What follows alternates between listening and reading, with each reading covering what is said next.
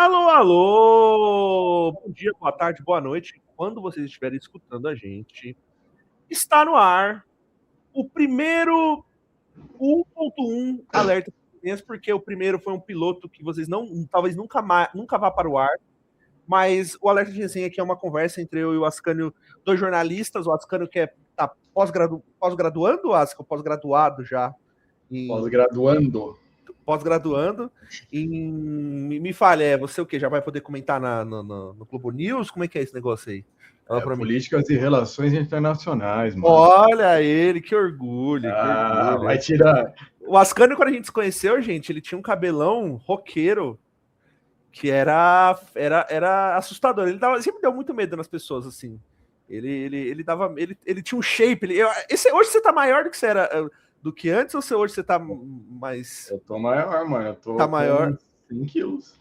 Caraca, olha só. O Asca, então, ele sempre foi um cara que deu medo e gostava de política. Então, é um cara que, quando você discutia política com ele, o medo de ser espancado era grande. Então, por isso que a gente tá fazendo isso de forma. Começou bem, hein? Online. Não, eu tô Tá brincando, que gente. pariu. Tô brincando. Então, o alerta de resenha, eu acho que é só para fazer uma pequena introdução. Então, eu e o Ascone somos dois jornalistas. O Asca é o cara que tá doido para falar sobre política mais do que todo mundo nesse país. O cara que ele toma café lendo e janta vendo coisas de política. Então, é um cara muito atento. E eu sou um cara também que sempre gostou muito de política e tenho meus pitacos a dar também. Tá, eu sou o Gabriel, o Ascânio está aqui do meu lado, e vamos então começar o nosso primeiro alerta de resenha.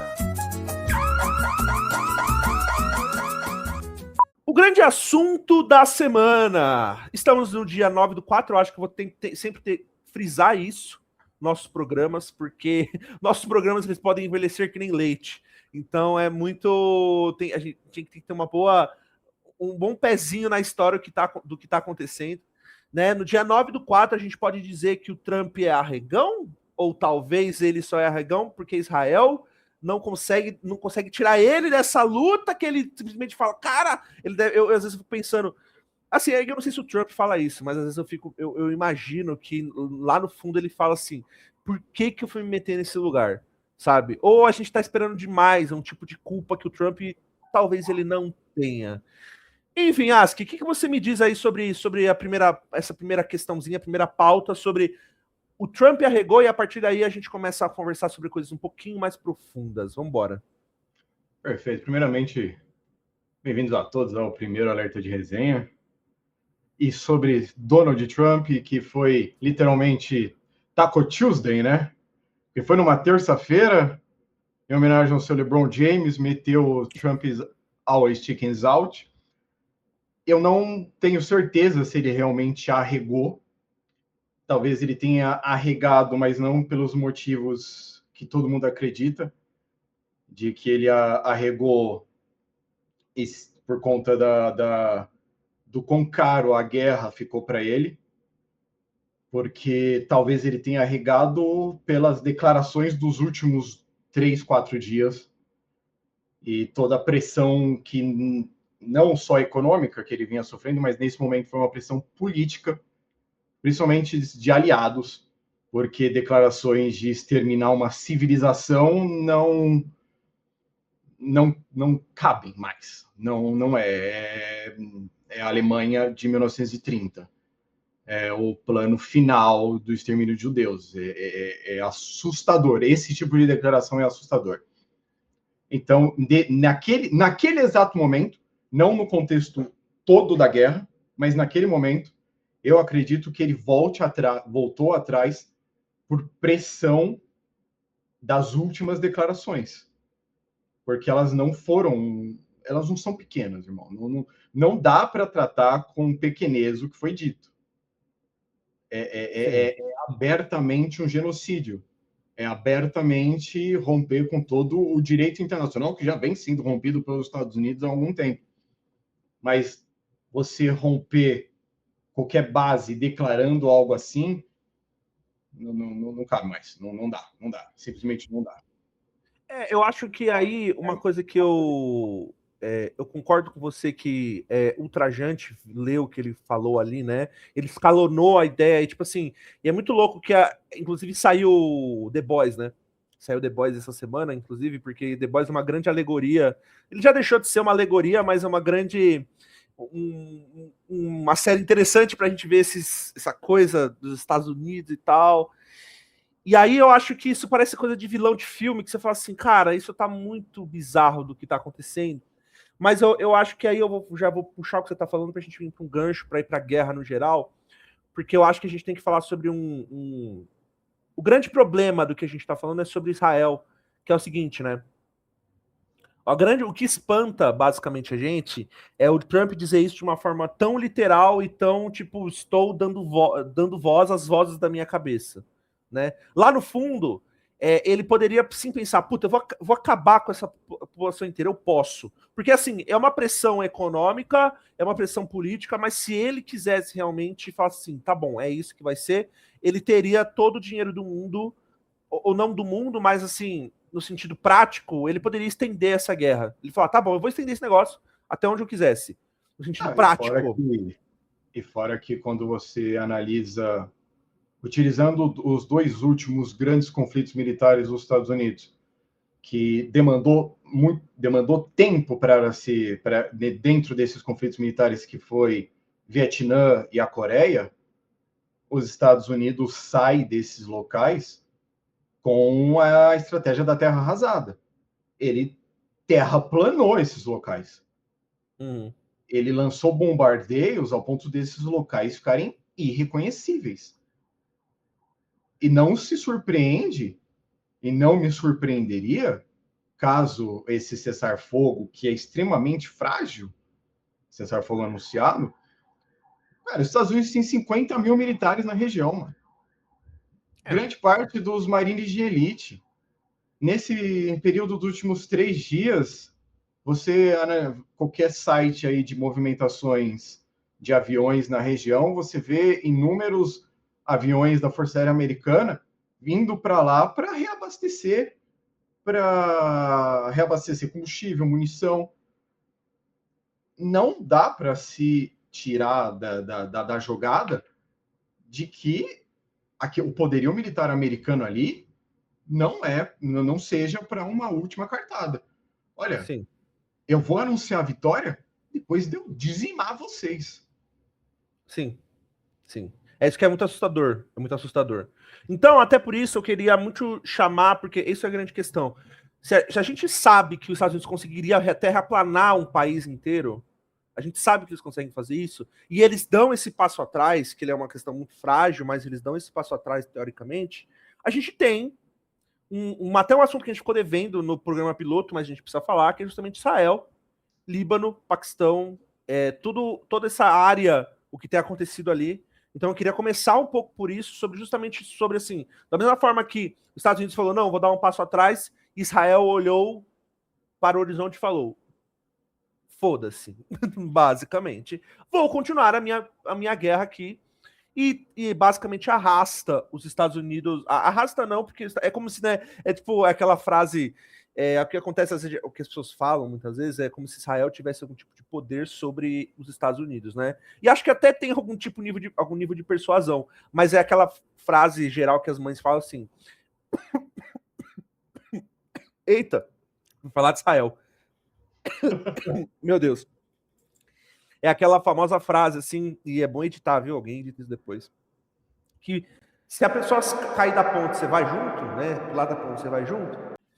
E então, assim, o que tem acontecido ali naquela região? Acho que a gente precisa começar a falar, e você puxando, a gente consegue conversar mais, pra gente entender que simplesmente Israel vai continuar. Existe um problema, eu tava lendo sobre isso também. Existe um problema que, assim, Israel pode continuar esse nível de luta, esse nível de guerra, para se, beleza, bom, conquistar tal país, eles vão pro Egito. Enfim, não, isso não é uma coisa da concorreta agora, é só uma forma de dizer que, tipo, eles vão querer aumentar o espaço vital deles, assim.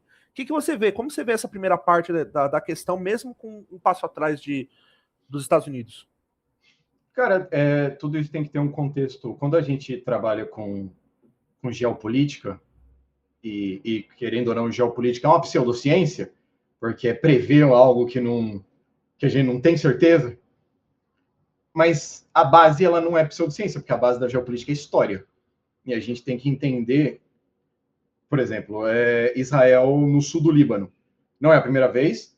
Em 1975, o Líbano estava em guerra civil, principalmente em relação...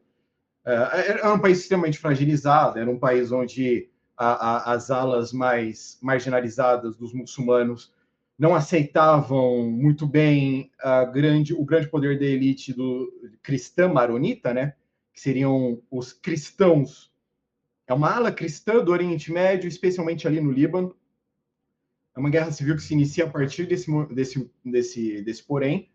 E em 1978, Israel invade o sul do Líbano com então argumento de combater a OLP, né? O grupo palestino, se não me engano, o líder era o Yasser Arafat, acho que você já ouviu falar dele, e por conta de um massacre que houve por alguns palestinos que mataram inúmeros israelenses. Agora não me lembro exatamente a região, então Israel invade o sul do Líbano nessa desculpa. E piora a situação, porque em 1982, já empurrando a OLP para o meio do Líbano, Israel percebe um cenário já de guerra civil e tenta influenciar. Por quê, né? Por que não influenciar? Por que não teria motivo para influenciar um outro país? Sendo que Israel é o único país no mundo hoje que não respeita fronteiras, de que ele cresce o seu país sem respeitar fronteira alguma. Em 1982, Israel leva a luta para Beirute, na tentativa de influenciar a decisão da guerra civil. Os cristãos maronitas, que eram a maioria conservadora de direita da região, são financiados e armados por Israel. Israel literalmente influenciando o destino numa guerra. E em 1982, a partir desse cerco, esse assalto a Beirute, surge do descontentamento e da raiva da minoria xiita do Líbano, o Hezbollah. Então você tem novamente um país influenciando o outro e criando algo que talvez ele não quisesse criar. Mas quando você pressiona alguém... Irmão, você já... Cara, é aquele princípio. Se você machucar um animal, o animal reage, mano. Sim, basicamente, assim. Você machucou essas pessoas. As pessoas, elas vão se organizar. O MVP eu já dizia, irmão, o mundo se organiza, cada um à sua maneira. Pois é. Então, eles se organizaram, fundaram o Hezbollah. E só a partir disso, o Hezbollah vira a principal fonte de resistência do Líbano. Até hoje, se você vê, o Líbano não tem um exército forte. O Líbano é um país extremamente fragilizado até hoje. Só em 2000, porque a conta chegou a Israel, ficou insustentável militarmente, financeiramente, politicamente ficar no Líbano. Então, aquela zona do sul que eles dominaram, eles voltam para Israel e aquela região volta a ser do Líbano. E é exatamente o que está acontecendo agora, mano. Eles estão repetindo a mesma fórmula. É o sul do Líbano, é a criação de uma zona tampão, só que é uma zona tampão onde o ministro de defesa lá, que é o anticristo número 2, dizendo que assim, ó, saiam daqui, povo libanês, sai daqui e não voltem. Vocês não vão voltar para casa. Essa área aqui não é mais de vocês. E é uma população libanesa que ela sabe disso e de que eles não vão conseguir voltar para casa e não vão sair, mano. Uhum. Eles não vão sair. Então, o que está acontecendo no Líbano, aí pode-se entrar no debate da Grande Israel, dos planos da Grande Israel. É teoria da conspiração? Cara, Grande Israel já foi dita da voz dos principais líderes do parlamento israelense. É real. Grande Israel é real. É Líbano, é Jordânia, é Egito, é a Palestina, é a Cisjordânia, né? Será que aí fica a dúvida?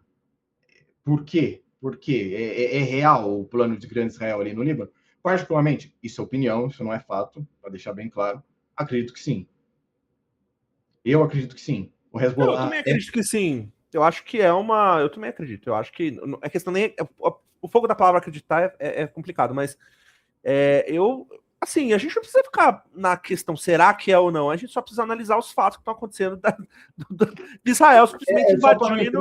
não entrar na seara de teoria da conspiração, tá ligado? Sim, eu concordo. Você pode ter muita teoria da conspiração que, querendo ou não, flerta com quando fala de Israel. Sim, então, isso é uma grande questão. Isso é uma coisa clara que vai acontecer depois desse conflito, até por uma questão de visibilidade que tem acontecido. O antissemitismo vai aumentar depois disso tudo, assim. Isso eu acho que vai... E vai para um lugar grave, né? Um lugar que a gente não achou mas também não dá para ser Tabata Amaral, né, filho? Não, eu sei, pois é, mas essa é a grande questão que eu quero dizer. Vai ser vai ser uma bola de coisas que vai acontecer, assim, de uma como eu posso dizer, uma mistura de coisas que claramente, assim, depois disso acontecer, Israel, a imagem que tem os judeus no mundo, ela vai piorar, assim. Por isso que tem que se deixar muito claro a diferença de um judeu sionista para um judeu não sionista. Eu acho que essa é a grande palavra. Sionismo é o fascismo do século XXI. A gente precisa dizer, aí eu acho que a gente pode nosso primeiro alerta de resenha do nosso programa aqui, que é preciso dizer, que eu acho que essa sua frase é muito importante, que por favor, repita o que você falou, porque a partir daí a gente vai puxar para outra questão. Tem que se diferenciar o judeu sionista do judeu não sionista. Boa. Essa é o alerta de resenha, por isso que o programa chama alerta de resenha, porque quando a gente fala frases bem impactantes, é onde esse alerta de resenha vai tocar. Porque eu acho que essa palavra grande muito importante. E aí, isso é uma coisa que você que acha que está um pouquinho mais antenado que eu, as pessoas não estão... Essa palavra, o sionismo, ela não ainda entrou no vocabulário, né? Eu acho que até estrategicamente falando, as pessoas não falam sobre a questão do sionismo no mainstream, na Globo News. Eu não vejo eles falando tanto sobre isso, assim, para diferenciar, porque eles só estão... E acho que é uma questão estratégica, você não diferenciar o sionista do judeu, né? Você fala, puta, o judeu, cara, o judeu tá em todo lugar, e é isso. Mas o judeu sionista, ou sionista, que às vezes não é judeu, acho que tem essa pessoa também. A gente tem um monte de evangélico sionista. Pois é. Então, assim, essa é a grande questão. Eu acho que você falou certo agora, eu concordo totalmente com você. Eu acho que é uma estratégia de Israel isso não ser uma palavra mainstream. A estratégia de Israel, tipo assim, nós somos judeus, então, judeus, ai, nasce e aquela coisa toda. Não, exato. É o sionismo, assim, sabe? Apela para sofrimento histórico. Exato. Eu tenho passe livre pelo meu sofrimento histórico. Amigo, não é assim que a banda toca. Sim. Sim. E quando você inflige ainda dor a outros povos, ainda a coisa fica pior ainda, né?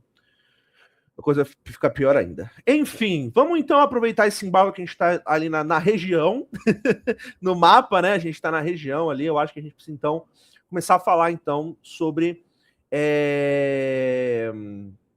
Cara, nossa última conversa, você estava jurando para mim, e eu fiquei com medo depois. Você estava jurando para mim que a Terceira Guerra Mundial ia começar na outra semana, assim. Você jurou para mim. Porque você falou da questão das tropas terrestres, que entrar tropas terrestres pode alterar várias outras questões, entrar com outros países também na história, né? Enfim. Mas eu acho que a grande questão é que essa semana, aparentemente, o Paquistão está vai sediar conversas presenciais entre Washington e Tirã. Amanhã, no caso. Amanhã, no caso. Então, assim, só que tá tendo justamente esse impasse, né, das questões dos pontos de cada país, né? A gente começou até brincando, falando alguns bastidores para vocês, que eu tava lendo e, putz, tem os planos dos 15 pontos dos Estados Unidos, os 15 pontos do Irã e os 15 pontos dos Estados Unidos. Acho que eu falei certo, né? Falei. São 10 pontos do Irã. 10 pontos do Irã e 15 dos Estados Unidos, eu troquei. E aí você falou, cara, mas eles basicamente não existem mais. Então, explica pra gente, Ask, por que eles não existem mais? Fala pra mim. Cara, é assim. Podem existir. Quando você chegar lá por exemplo, vão ser 3 enviados dos Estados Unidos, o J.D. Vance, o Witkoff e o Kushner. Kushner e o Witkoff são os dois que já têm, desde o início, desde as primeiras reuniões antes da guerra, são os que vinham negociando com o Irã. O Witkoff é o enviado americano ao Oriente Médio, o Kushner é o genro do Trump. Só precisa saber, é só o genro do... Para mim é só o genro do Trump, não significa porra nenhuma esse cara. Uhum. E o J.D. Vance não sei se você lembra, algumas semanas, é até um pedido do Irã. As negociações teriam que ser feitas com o J.D. Vance.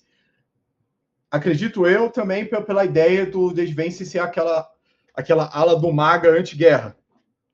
Sim, não, sim. Não à toa isso ele que vem... isso que faz as pessoas tá diminuindo cada vez mais a avaliação do Trump, né? Porque uma das promessas dele era que não teria guerras, né, também.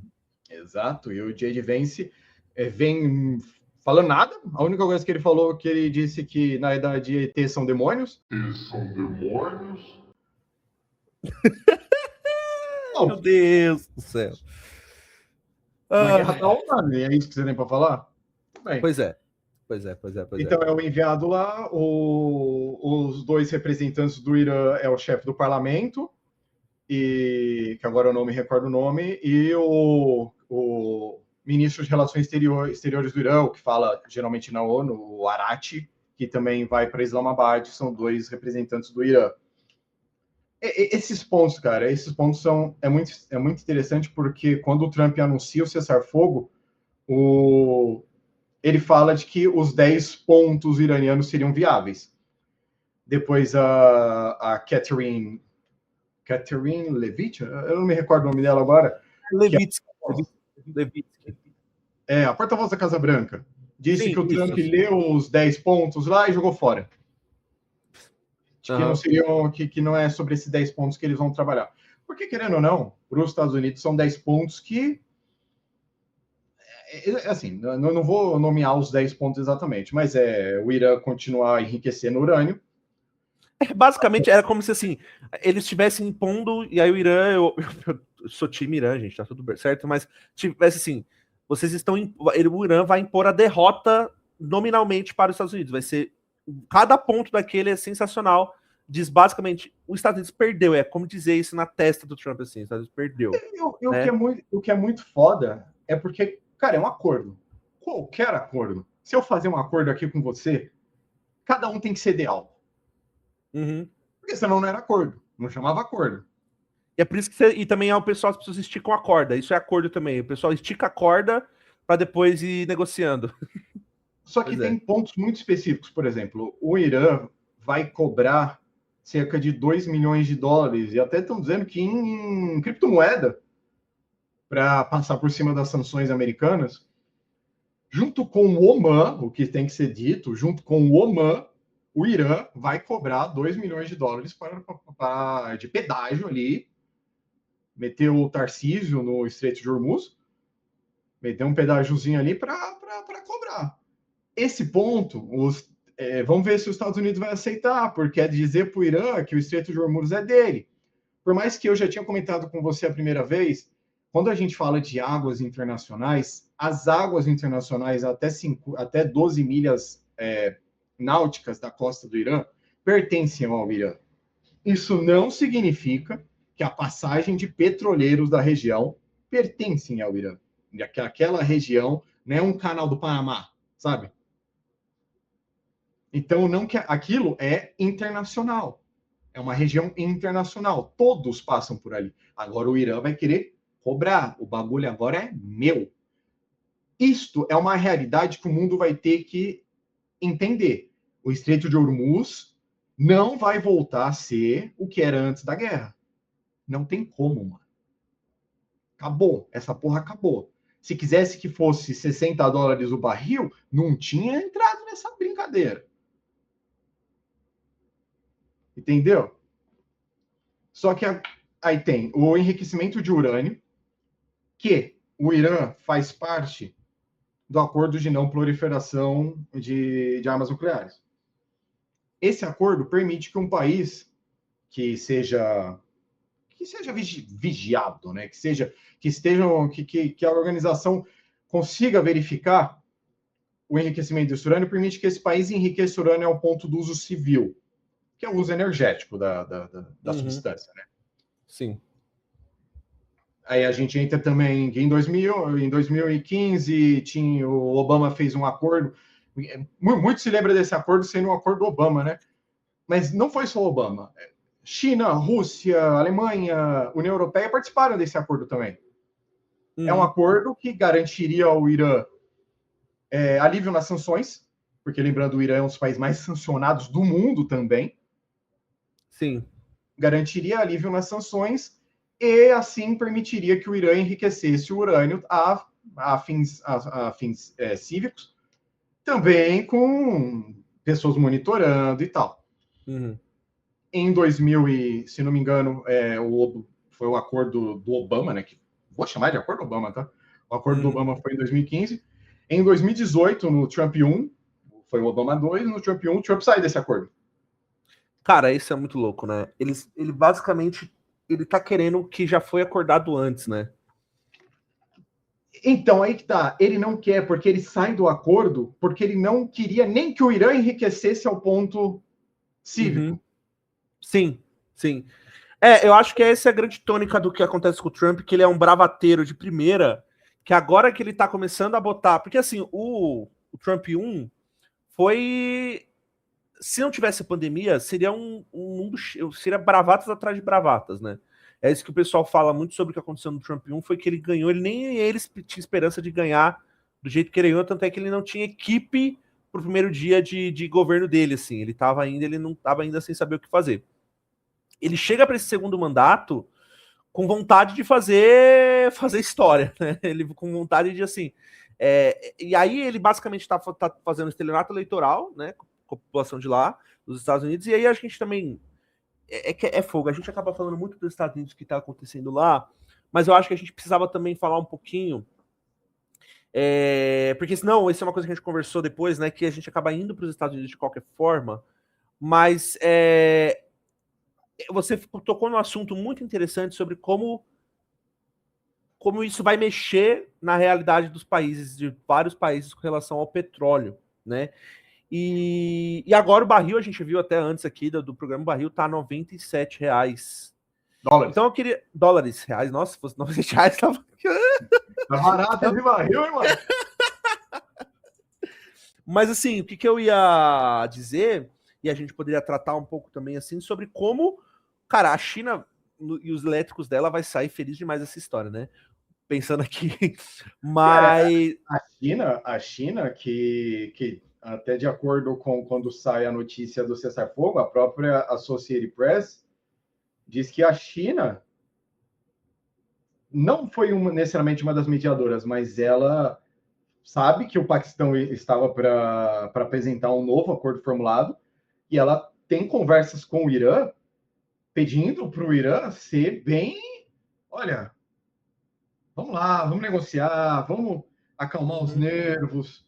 E também lembrando, porque isso coloca a China também num papel muito forte de uma das mediadoras de conflito. O conflito Afeganistão e... cacete, me fugiu outro país. O que está acontecendo? Meu Deus. Me fugiu outro país. Mas é agora, de agora ou histórico? Agora. Cadê? Paquistão e... Afeganistão e Paquistão. Isso. Afeganistão e Paquistão. A China é a mediadora desse acordo de paz entre os dois. Não é ela vai... não é a União Europeia. É a China se propondo a esse local de conversa da geopolítica mundial. E mediadora de uma região, né? Também. É uma região que causa influência nela. Não, sim, isso é a grande questão, porque se a gente pensar que a Rússia tem um papel muito forte nos Balcãs, né? Ali naquela região, por questões históricas, né? Como da própria União Soviética, a China também, cada vez mais, ela aumenta a sua zona de influência de forma... Porque assim, né? A China, ela se fechou para o mundo de uma forma por alguns anos, e aí em 20 anos ela mudou, ela é outro país, assim, né, basicamente. Ela tem o projeto de reabertura de 79, né? Sim, e de lá para cá, E em 2010, se não me engano, ela passa o Japão como a segunda maior economia do mundo. Sim. Então, a China, ela também é muito interessante o papel da China, porque eu acho que a gente pode começar a trazer um assunto, pra gente também não ficar sobre a guerra. Vamos, eu acho que a gente podia terminar, eu quero trazer um pouco sobre o ponto dos BRICS, tá? E trazer um pouco para Brasil, Rússia, Estados Unidos, China, o BRICS não, né? Mas eu digo China, Rússia e Brasil, né? Que eu acho que são pontos importantes para a gente que é Brasil, e também a questão da Rússia e da China como ver esses conflitos, então a gente pode trazer um pouco sobre isso. Eu não quero pegar de calça curta, tá? É só porque é um assunto que vale a pena pra gente conversar. Mas sobre a guerra por si só, a gente fez essa brincadeira, eu acho que eu gosto, a gente pode fazer. Ó, a gente tá no dia 9. Vamos fazer o nosso exercício de futurologia? Bora. Bora fazer? Então, dia 9 é uma quinta-feira. No dia 16, qual que é o seu chute, Ascânio Calvoso Neto, para o Dia mundo? 16. 16, daqui uma semana. Uma semana, daqui 7 dias. Uma semana, 7 dias. Qual que vai ser o seu chute para o contexto histórico que vamos estar? Eu comentei com você a primeira vez de que a guerra tinha 2 cenários. A invasão por terra americana ou um acordo. Eu ainda vou entrar nesses 2 cenários. O acordo se mantido. A questão do acordo, o acordo depende, neste momento, exclusivamente de Israel. Sim, Israel, é isso também. Netanyahu disse hoje que está disposto a conversas de paz e cessar-fogo com o Líbano. Não sei que dia, não sei quando. Vou conversar. Uma coisa que me dificulta muito é entender necessariamente isso. Eu vou conversar com você sobre um acordo de paz quando o presidente do Líbano tem porra nenhuma a ver com os ataques. Sim. Ele só tá tomando no cu. Desculpa, mas... E eu vou conversar com você sobre paz. Amigo, você tá me atacando. É você que decide tipo assim, é só parar. Eu não preciso de paz, é só para. Acabou, entendeu? Tipo, você literalmente, quando o acordo de paz sai, e o Paquistão diz, que quem formulou o acordo, fala, o acordo contém o Líbano. Logo depois você vai lá e mata 300 pessoas em Beirute? Bizarro. E agora você quer conversar sobre paz? Porque você percebeu que você quer conversar sobre paz, que até a União Europeia está largando tua mão. Que a extrema-direita europeia está largando tua mão. A Marine Le Pen hoje... A Meloni também, da Itália. Todos estão largando a mão Meloni, dele. né? Não é Meloni, é Meloni, né? Meloni também. Meloni, tá tudo largando. No Texas. Até ela tá largando de mão, sabe? Até ela. Dá. Então, esse acordo agora depende exclusivamente de Israel. Porque Estados Unidos e o Irã tinha vinculado isso. Não sei se eu vou sexta-feira lá conversar, mas eles já vão. Amanhã eles conversam com os Estados Unidos. Tudo agora vai depender de Israel. Vamos ver como os Estados Unidos vai reagir se Israel não parar de atacar o Líbano. Sim. E outra, ainda entro nos dois poréns lá. Ou o acordo de paz, o cessar-fogo continua por essas próximas 2 semanas, porque não é um acordo, é um cessar-fogo, vai continuar para eles saírem com um acordo feito, ou não tem 50 mil militares americanos na região à toa. Sim. Da minha visão, eu acho que a gente precisa, para a gente fazer o exercício de futurologia mais correto possível, a gente não apostar, mas olhar com Israel. Eu concordo com você, porque para mim o Israel está sendo justamente o elo fraco de tudo isso que está acontecendo. É como se tivesse a galera, por incrível que pareça, os Estados Unidos falando assim, tá bom, galera, acho que cansei, acho que não é isso, mas tipo, beleza, vamos sentar para conversar, ou no mínimo fazer uma daquelas trapaças que o Trump faz, que é botar a pessoa para conversar e ficar humilhando ela, saca? Tipo, o Trump é cheio de fazer essas coisas, mas na medida do possível o Trump faz isso e ele depois ele responde a alguns estímulos também, né? Por mais sádico que ele seja. Mas para mim o problema tá no como Israel reage a isso tudo, assim, sabe? A gente não consegue ver nenhum tipo de... Enquanto, sei lá... E aí o que é mais doido é que, assim, o Netanyahu, ele é o mais sádico, é um dos caras mais sádicos que tem lá dentro, mas ele é cercado de pessoas loucas, tão loucas quanto ele, assim, sabe? Então é um problema também. Então eu acho que assim, a gente vai ter que olhar com muita atenção o que acontece com Israel, como ela tá lidando com isso. Porque assim, eu não vejo até que ponto, tipo assim, chega os Estados Unidos e fala, Israel, deu, acabou. Eu não vou mais te apoiar, acabou, não quero mais fazer isso. Ah, não dá. Não dá mais, não dá mais. Não Vocês entraram dá. juntos e saem juntos, né? Mas assim, não vai largar a mão. Não vai largar a mão. A AIPAC lá nos Estados Unidos é fortíssima.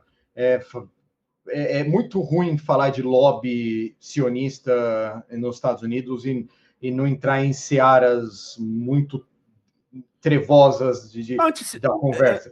Você vai para você acaba beirando o antissemitismo sem querer, né? Você fica tipo, mas tem, cara. Tem. São os maiores financiadores dos dois partidos. Tem financiador da campanha do Trump, que nem os Estados Unidos mora em Israel. Uhum. Então não vão largar a mão. Não vão largar a mão. E aquilo, cara, Israel não quer o fim da guerra. A própria Al Jazeera deu uma notícia de que os bombardeios que mataram mais de 300 pessoas em Beirute foram para mostrar bem claro, ó, não gostamos da ideia do cessar-fogo. Tinha uma TV estatal israelense, eu não sei qual é, que tinha lá um relógio do fim do mundo lá, contando as horas para o momento. Os caras, nossa. Eu sei, eu tô ligado. O Irã, mano. Na moral, desculpa, vai tomar no cu. Não, é um desejo mórbido, né? É uma coisa mórbida, é uma cultural mórbido mesmo lá dentro. Porque é uma ideologia colonizadora, racista e literalmente genocida. Sim, é bizarro. Bom, eu acho que é um pouco sobre isso. A gente conversando sobre essa parte da guerra. Eu acho que para daqui uma semana a gente fazendo a minha aposta aqui, né?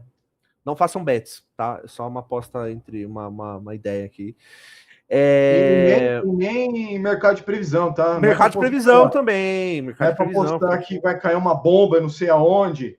Quem tá lucrando é gente poderosa lá dos Estados Unidos, que tem as info, posta não sei quanto nessa porra e sai lucrando. Você ouviu essa história, né, no Dessa Letra Show? Eu ouvi também. É bizarro essa merda. Bizarro. E aí, mano, eu acho que para a próxima semana a gente vai ter que olhar com muita atenção o que acontece na reunião amanhã. E Israel vai aquietar os seus desejos destruidores da paz mundial pela destruição de países árabes, que é bizarro o quanto que eles não param, sabe? É agoniante, né? Eu acho que para mim é muito agoniante pensar nisso assim. Porque não tem uma pessoa que chega assim, tá bom, já deu, acabou, pelo amor de Deus. Tipo assim, caraca, porque assim, antes de Israel, antes disso acontecer, né? Eu acho que isso é muito agoniante, porque a gente teve a guerra da Ucrânia, que tá rolando ainda, né? De Rússia e Ucrânia, e que já era uma situação complexa, mas parece que isso aí, enfim, acho que eu vou falar sobre isso nessa segunda parte do papo, pra gente terminando e conversar sobre isso também que eu quero falar. E aí, enfim, sobre guerra, eu acho que é isso. Então, esse assunto para hoje a gente terminou, mas eu queria trazer alguns outros assuntos que ficam em volta disso aí. Queria falar um pouco com você sobre justamente um problema que essa guerra tem acontecido. Relaxa, eu não quero te pegar de calça curta, como eu disse, isso é uma coisa que mais eu vou falar e você pode complementar, claro. Que assim, o meu medo é acontecer, e isso eu acho que os países como Israel aproveitam disso, que é o assunto depois de um tempo na era da internet. Isso é batata quando acontece isso. Hoje a extrema-direita usa isso de uma forma maestral, assim, sabe? Que é bizarro, que é como as coisas passam rápido na internet, né? Então, as pessoas perdem a tragédia, ela vai perdendo... como eu posso dizer assim, importância. Ela vai ficando comum, né?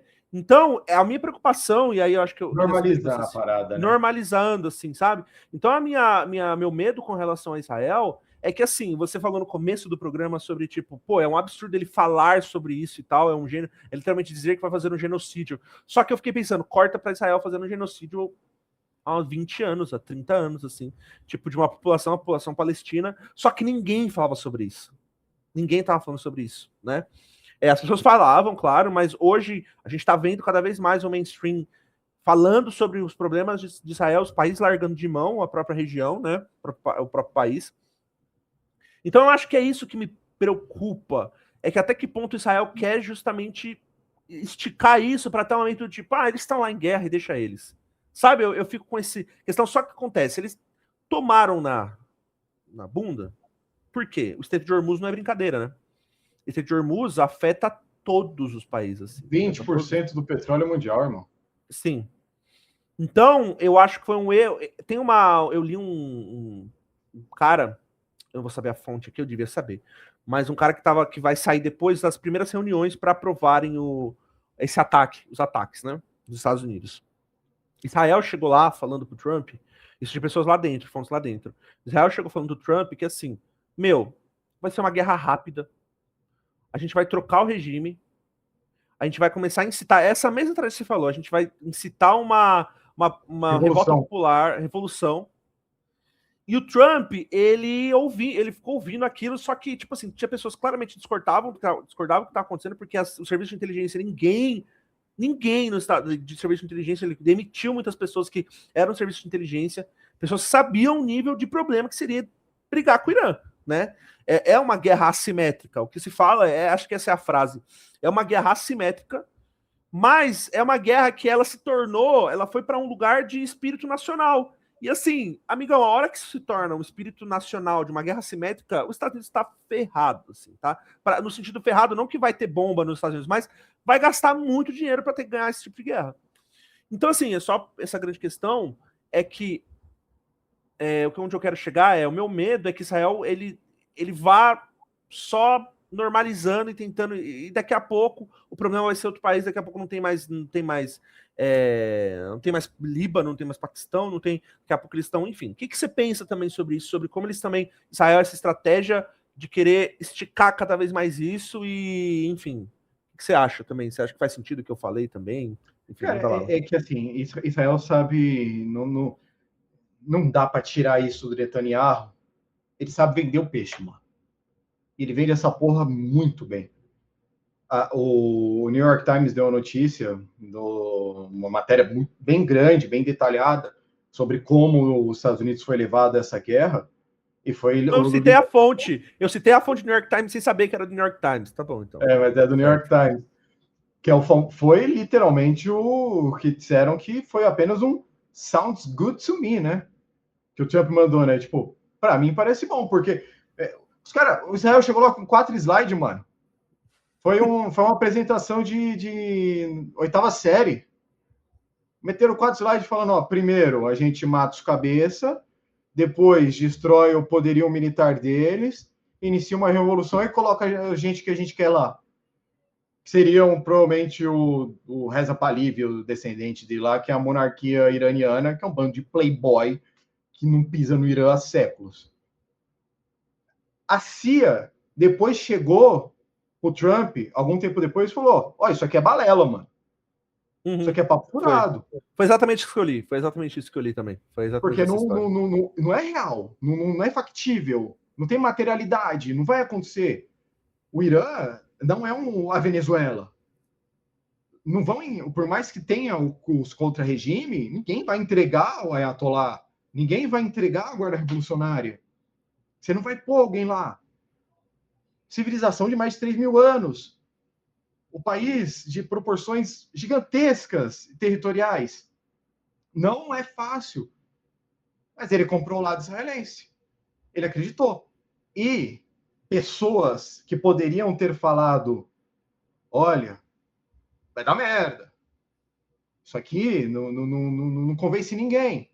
Todas nessa reunião ficaram caladas. Porque ele é o commander-in-chief, né? Ele comanda, porque lá o presidente é quem comanda as Forças Armadas. E até mesmo as Forças Armadas, a qual depois houve até um leve expurgo, porque desde que o Trump sai do governo perdendo para o Biden, ele faz um expurgo primeiro no Partido Republicano, para tirar os pesos e contrapesos que o tiveram no primeiro mandato, e depois faz um expurgo em outras alas que podem atrapalhar, como todas os setores estatais dos Estados Unidos. Então, setores militares americanos, chefes, generais, chegaram e falaram, não é bem assim. Esse plano israelense não é correto. Vai dar merda. vai dar merda. Eles têm capacidade, vai dar merda. Ele falou, foda-se. Vamos. Foram. Então, cara, Israel arrastou os Estados Unidos para lá. Literalmente arrastou. Sim. Eu não sei se você lembra, o Marco Rubio, logo no início da guerra, ele deu uma declaração bem solta, assim, numa entrevista, falando sobre a guerra, onde ele fala, Israel nos arrastou para essa guerra. Depois ele meio que tentou passar pano para a frase dos caralho, mas ele falou, soltou lá, Israel nos arrastou para isso. E aí? Arrastaram. O que você vai fazer?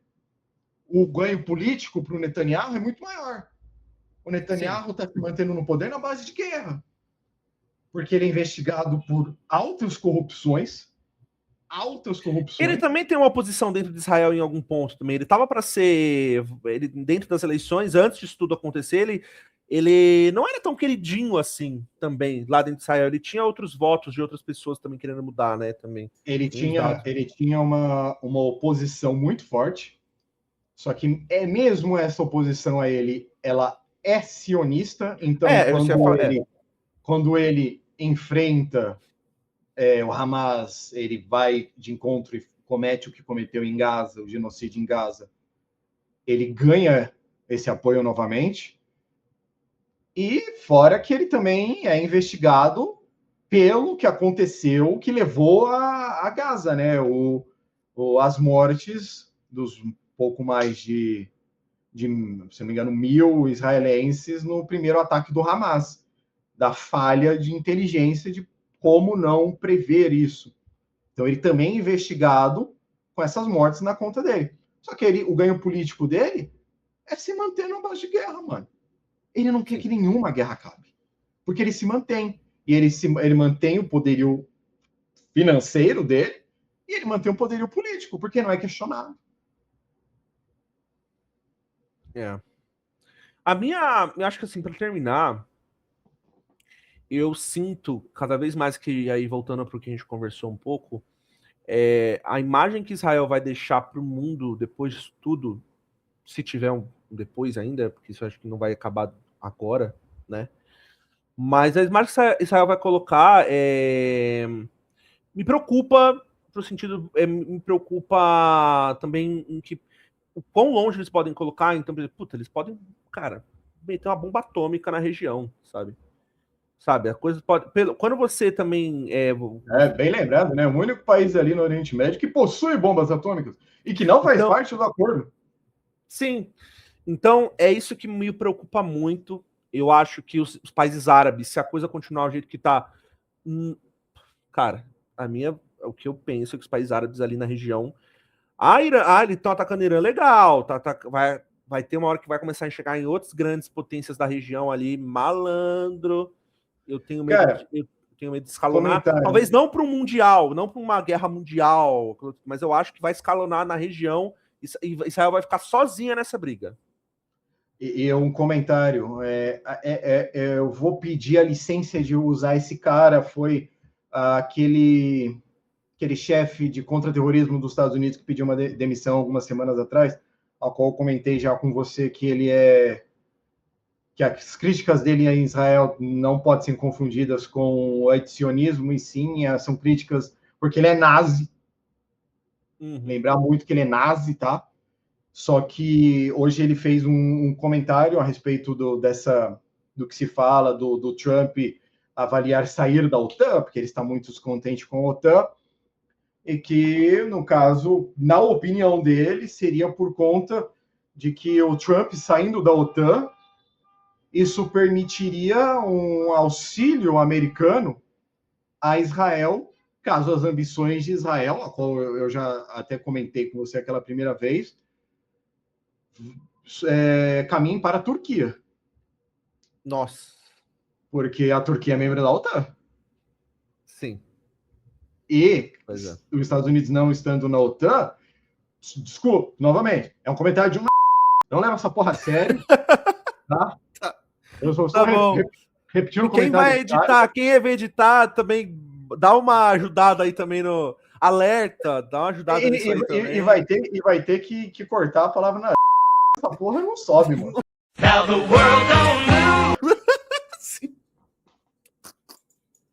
Ai, que raiva. Tá bom.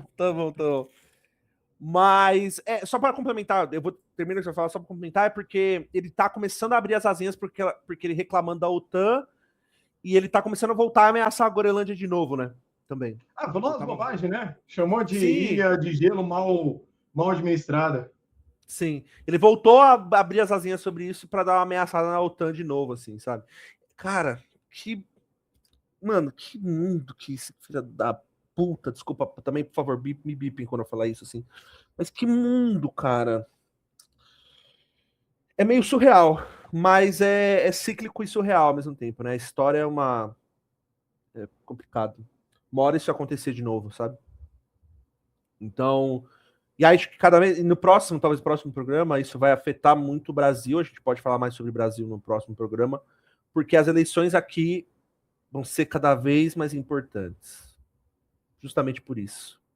Porque o mundo está sendo tragado, em mundo de pessoas, sendo tragado por pessoas com conspirações mórbidas e de guerra. E se a gente tiver outra pessoa com esse núcleo, com essa cabeça, o Brasil vai perder uma janela de oportunidade, na minha cabeça, sabe? Perder uma janela de oportunidade de não estar nesse lugar, assim, sabe? De, tipo, resolva os seus problemas, eu não quero estar nisso, e enfim, é só isso que eu penso. Também a gente pode conversar sobre o Brasil. É importante a gente não estar nisso com garantias. A gente precisa de uma bomba nuclear. É boa para terminar o programa. Peraí.